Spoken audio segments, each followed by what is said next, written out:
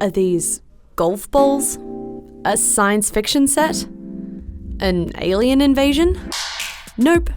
This is Bolvergun, and the only inhabitants here are humans.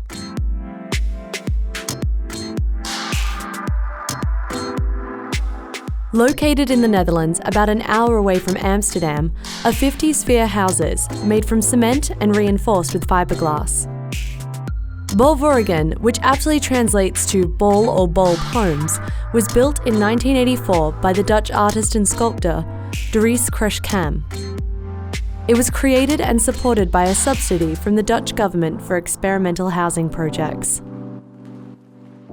Inside the houses are 3 levels: bedrooms on the ground, bathroom on the middle, and a living space on the top. Although these homes look out of this world, their intention was to bring its inhabitants closer to nature. The round windows allow views of the outside environment from almost any angle, and the complex itself is positioned near a scenic canal. The designer passed away in 2014. However, his legacy lives on, as these homes are still lived in today.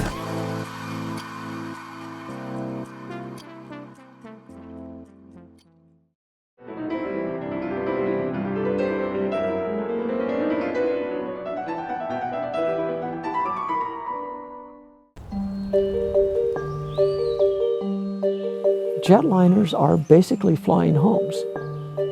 It's a sealed pressure canister. It's incredibly strong. It will last practically forever. I'm Bruce Campbell, and you're inside the cockpit area of my 727 home. I can appreciate that some folks might feel a bit isolated, or that it might simply strike them as an unusual living environment. But for me, it's always felt completely natural. My entry is via the aft air stairs, which are retractable and are retracted whenever I leave for an extended time. The aft area of the aircraft now is my living space. My very primitive shower is located there. The 2 natural aft lavatories are both functional.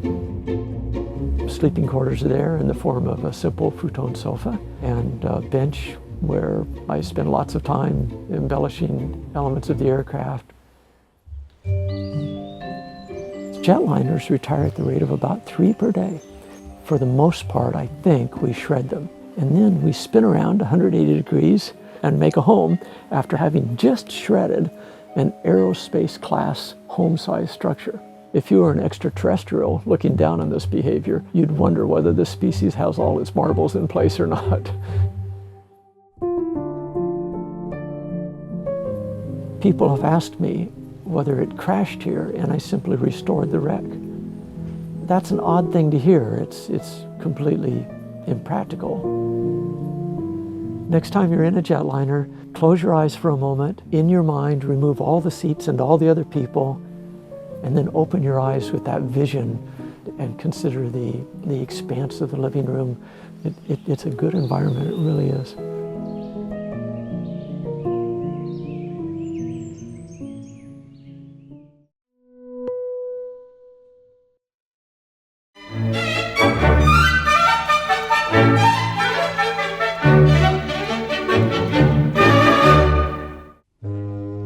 Somebody driving into town the first time, you wouldn't think there was a lot here because 95% of it is hiding underground. People drive in and go, where is the place? I don't understand.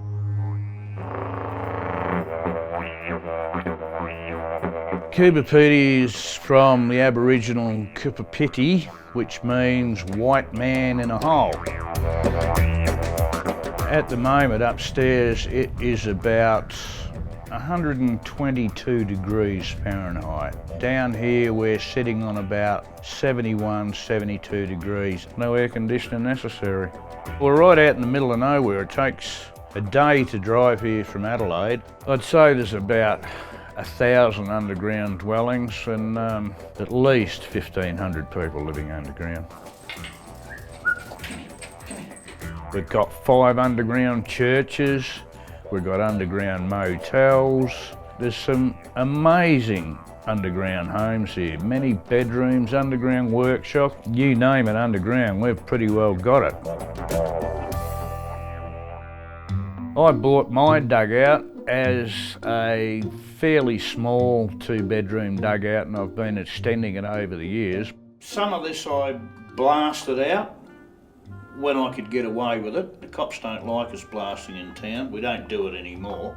Back in the old days, if somebody was going to have a baby, we'd rock round there with a couple of compressors on a weekend and some jackhammers and a couple of cartons of beer, and by the Sunday night we dug out a room, cemented the floor and wired it up, and there's your new baby's room, honey. Even though we're so far away geographically from anywhere else, I don't know why, but we just love the place to bits.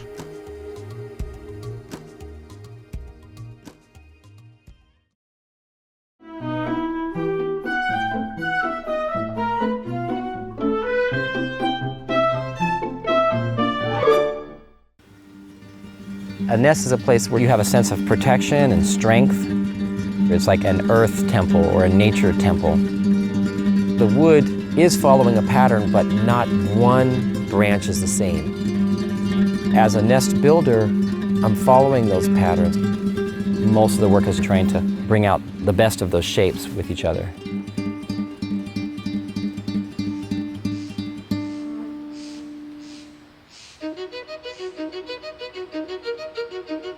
I'm Jason Fan, and I'm a nest builder. I started building nests as a child. The nest building was really an intuitive process of just gathering branches and building forts originally, and the nest grew and got bigger and more elaborate. Now some of the nests are as big as 100,000 pounds of wood. The hardest part of building the nest is really gathering all of the wood. I use a chainsaw to cut wood. I use a machete to cut off all the excess leaves. And from there, I really assess, what kind of shapes I have, what kind of material I have to work with. The construction process of the nest first is creating the foundation and the infrastructure. And then I follow those larger sculptural shapes that I bolt together with smaller material that I can weave in and around. I use every part of the tree, the trunk of the tree, all the way down to the very smallest twig and branch of the tree. I've gotten to where I'm used to building them on flatbed trailers and moving them around, and in many cases, I'm transporting them across the country. Because the nests are quite heavy, I use cranes and forklifts and different kinds of equipment. This is all eucalyptus. There's over 75 different species of eucalyptus on this property. I've built around 50 nests all over the country, and now primarily I build the nests with kids within an educational setting. As an educator, it's really important to work with kids and help them realize that they have the ability to shape and create an environment. I'm going to show you how we can integrate those branches into the spiral. I love getting kids out into nature, interacting with nature, and the nest is actually very much a collaboration with nature. I know I've done a good job when it looks like the nest is something that could almost have grown out of the ground.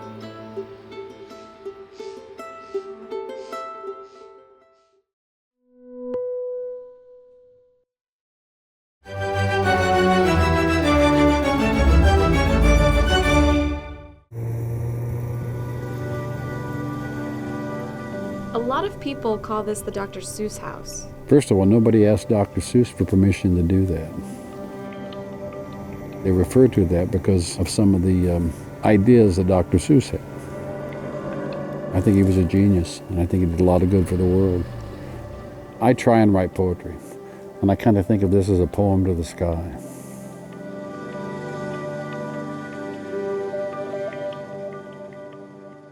I am Philip Paul Widener. I'm the owner and builder of Goose Creek Tower. I went to MIT, and I'm kind of a frustrated architect, so I like building. I just designed it out of my head. We didn't have blueprints. We drew it out on cardboard, plywood, just as we were going. What I'm going to end up doing eventually is put some hooks there and hang pots and pans off them, because this is the kitchen. I started to build a 40 by 40 scribe log cabin, and I realized I could put pillars on top and put another house on top of house. And I just kept going. We got to 185 feet and we stopped because 200 feet is federal airspace. Now I just have to finish it out. This is pretty much the last real stairs. There are multiple levels in there, and I've tried to count them, and it's just impossible. It depends how you count stories. I wanted to be able to see, and that's the reason I went up. You can actually see for at least 300 miles, and of course, when the northern lights are out, you can really see. I hope that Goose Creek Tower will inspire other people to do worthwhile things, not just in building, but whatever they do with their life. And every time I go up there, it's a different experience. It kind of gives you a sense of the enormity of the universe.